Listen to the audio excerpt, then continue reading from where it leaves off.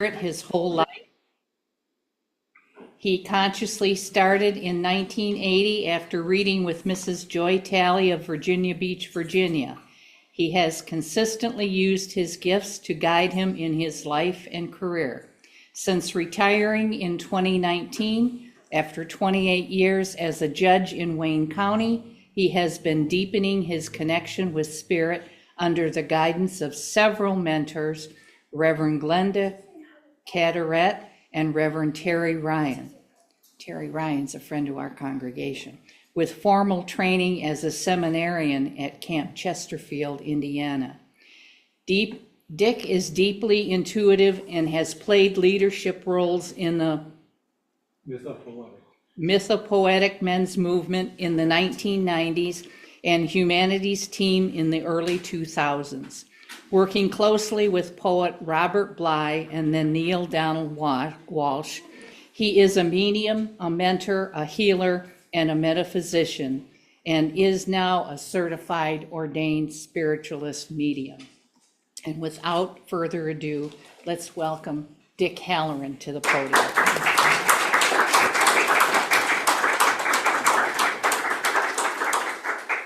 First of all, Reverend Carol, thank you very much for the invitation to be here this morning. My pleasure. And thank you for designing the whole service around the topic of my sermon. Absolutely. I really appreciate it.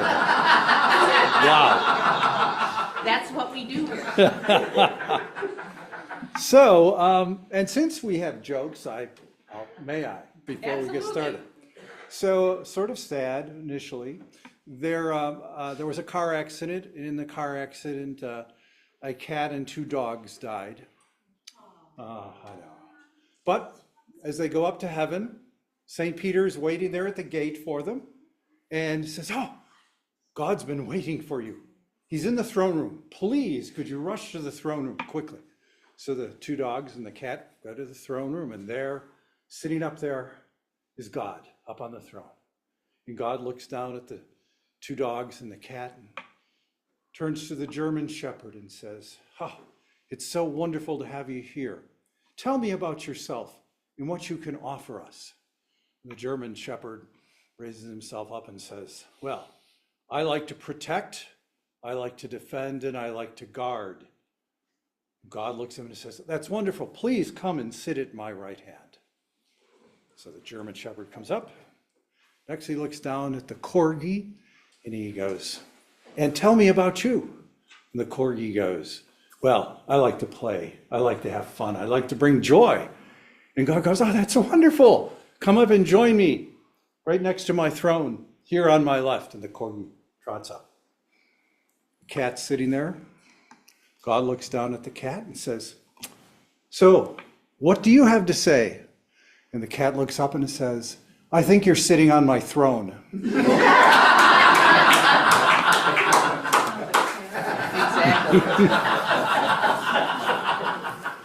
So good morning again, everyone. Good morning. My name is Dick Halloran,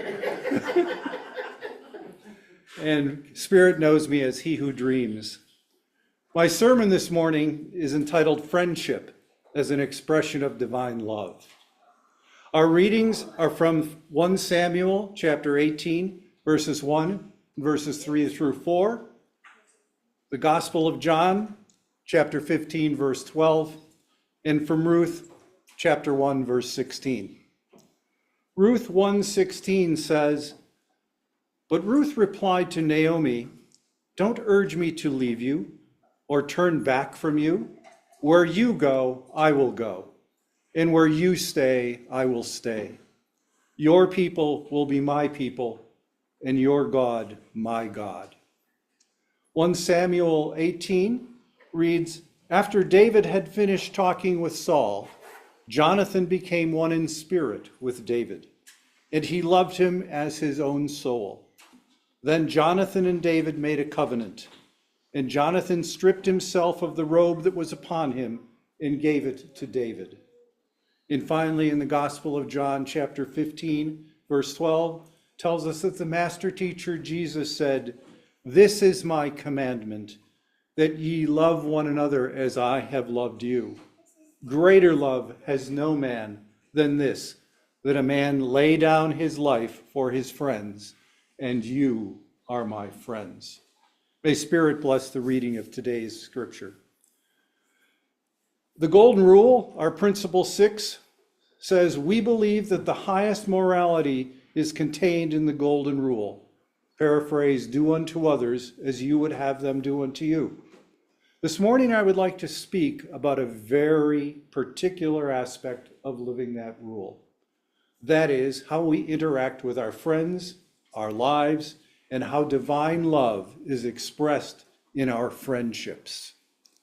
In other words, what is a friendship and who exactly is my friend? To begin with, let's look at a definition of friendship. Wikipedia, where everybody goes, on the iPhone, the modern online dictionary says friendship is a relationship of mutual affection between people. It is a stronger form of interpersonal bond than an acquaintance or an associate or a classmate, a neighbor, a co-worker, or a colleague. Now, we have playmates and classmates early in life, and then we develop relationships with fellow schoolmates and workers. We date others looking for a partner, someone to do things with, share things with, possibly be intimate with. We generally do not go looking for a friend. We stumble into them. So diving deeper, what exactly is a friend? All of us have people in our lives whom we call friends. We have close friends, acquaintances, best friends, Facebook friends, friends from church, friends from work, and family friends. We play sports with our friends, cards with our friends, games with our friends. We have dinner with friends, go to movie with friends, and hang around with our friends. It seems, though, that friends are those people with whom we form a bond that touches one on the connectedness that we are all one, that we are all one with the divine. It is a relationship that allows us to experience a deeper level, not only what it means to be human, but if we are willing to explore it, what it means to be divine. I believe that there are 3 levels that help define who is a friend to us. It is, first of all, someone who likes and respects us. Next, that person is someone whom we trust and rely on. And finally, someone who supports and uplifts us. This is reminiscent of loving with your whole heart, your whole soul, your whole mind, and your whole strength. Now, we develop friendships over time, and maybe it is someone we met in grammar school or at some other level of education. And then we start spending time together and realize we enjoy the same things. This grows into a trust that we do things together, and it reaches the fullness of friendship as we realize that we are there for each other during life's difficulties. We meet someone at church or at work, and as we spend more time, we realize we enjoy each other's company, and the friendship grows. All friendships develop because 2 human beings come into contact with each other. 2 souls meet and begin a dialogue that turns into a story that becomes a biography of interaction of spirit, an experience of divine love. Now, my best friend Larry and I met 55 years ago when we sang together at college. We went to Canisius College in Buffalo, New York. He was treasurer of the chorus, and I was president. I still remember the beginnings of that friendship.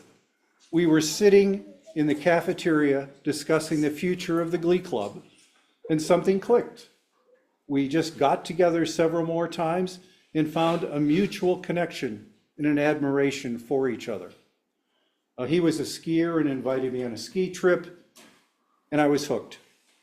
Over the years, we've had many adventures. We were best men in each other's weddings. He was the godfather of my oldest daughter. I was there with him after his first wife passed. He is still in Buffalo, New York, and I am here in Detroit. but we regularly communicate and visit. In 2022, we finally got to embody the 1997 Simon and Garfunkel song. Old friends sat on a park bench like bookends. Newspapers blow all around, all on the high shoes of the old friends. Can you imagine us years from today, sharing a park bench quietly? How terribly strange to be 70, old friends. We had a stranger take a picture of us sitting on a park bench in Erie, Pennsylvania, where my daughter is currently living. That was his goddaughter.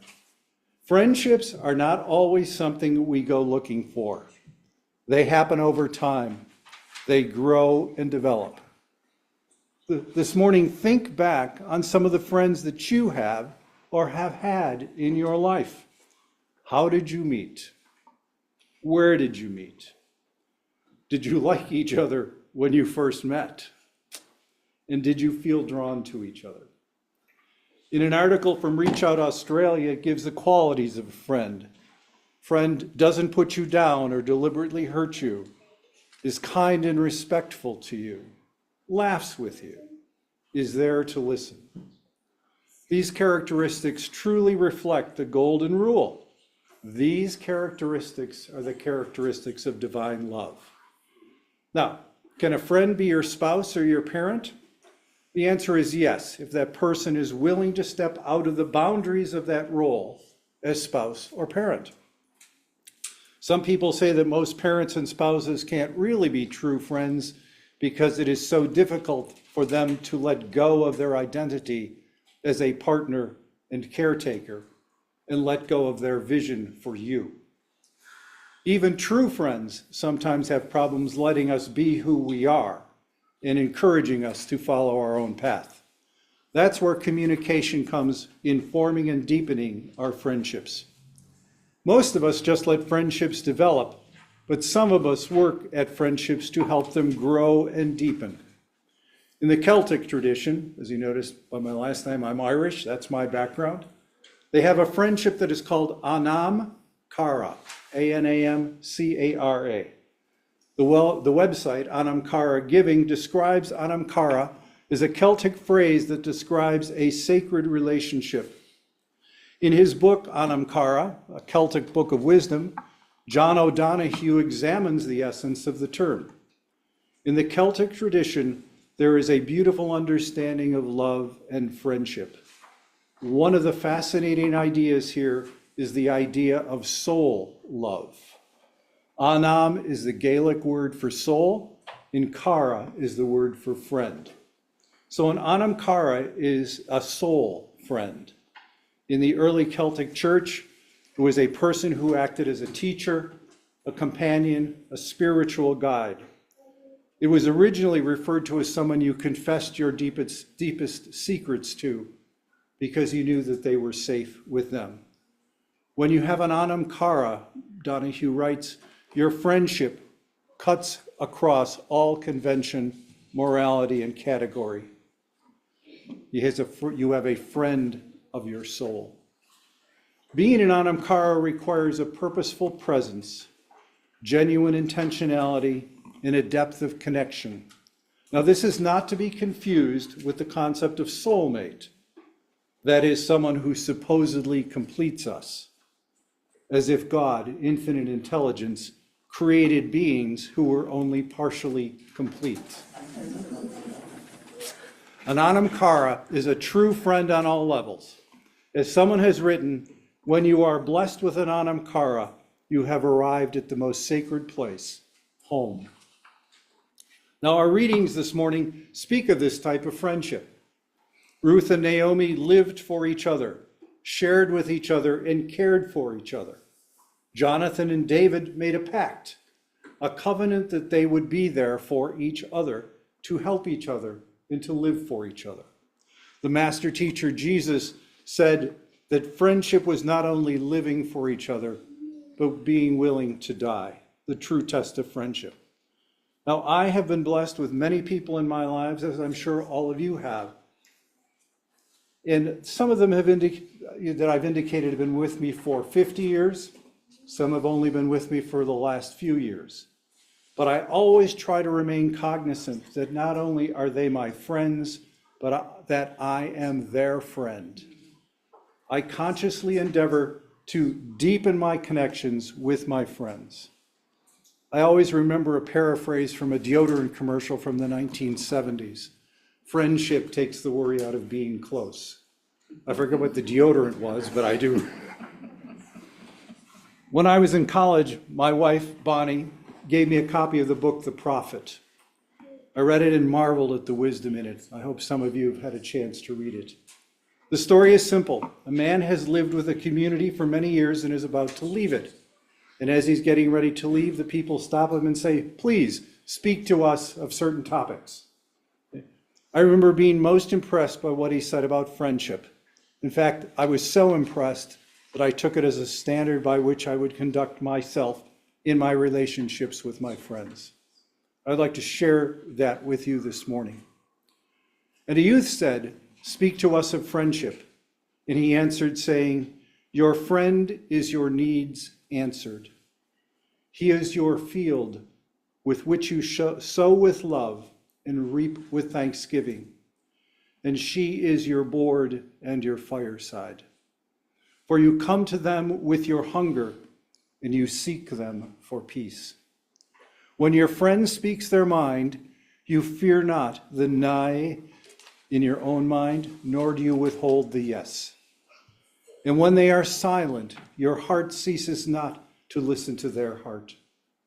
For without words in friendships, all thoughts, all desires, all expectations are born and shared with joy that is unacclaimed. When you part from your friend, you grieve not, for that which you love most in them may be clearer in their absence, as the mountain to the climber is clearer from the plain. And let there be no purpose in friendship save the deepening of the spirit. For love that seeks anything but the disclosure of its own mystery is not love, but a net cast forth. And let your best be for your friend. If they must know the ebb of your tide, let them know the flood also. For what is your friend that you should seek them with hours to kill?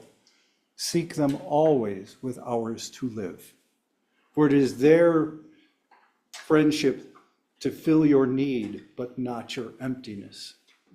And in the sweetness of friendship, let there be laughter and the sharing of pleasures. For in the dew of little things, the heart finds its morning and is refreshed. End of quote. When I first read that in college, I was blown away with the concept of unconditional love for another person. Loving someone with no expectations. Loving someone as I imagined divine love loved me. Now, many of us are loved by others with expectations of how we should be and how we should act. We experienced that at home growing up, in school, at work, and in many of our relationships. The concept of there being no purpose in the relationship save the deepening of spirit was a real challenge. But over the years, I have accepted that challenge and worked at learning and giving unconditional love. I've realized in my later years that that is what Jesus was talking about when he said in John, "This is my commandment, that you love one another as I have loved you." The master teacher was calling on all of us to be the expression of divine love, that we experience, and that divine love is in communion with particular souls who have entered our lives. It has been said, God only sends us angels.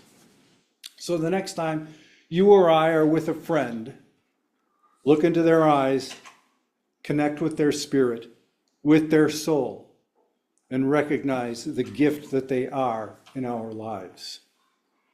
They are truly an angelic energy, there for us and with us in all that we experience. That is divine love telling us, I have been waiting for you to know that we are here and we are one. So I ask all of us this morning, as we reflect on our lives and on our friends, have we loved our friends like Ruth loved Naomi, like David loved Jonathan? Have we been limiting our love of our friends? Or have we loved as Jesus commanded us? Love one another as I have loved you, loving our neighbor as ourselves. In reflecting on our friendships and those individuals who we come into contact with on a daily basis, have we truly lived up to the standard? There are no strangers in the world, only friends I haven't met. Let us go out this morning and celebrate the individuals who were once strangers in our own personal lives and who are now our friends. Embrace the joy and the possibility that there are more friends waiting to be discovered in this adventure that we call life. Open our hearts to the divine love that is waiting in every stranger who we meet and who wants to connect with us. Thank you for letting me share this message from Spirit with you this morning. Thank you.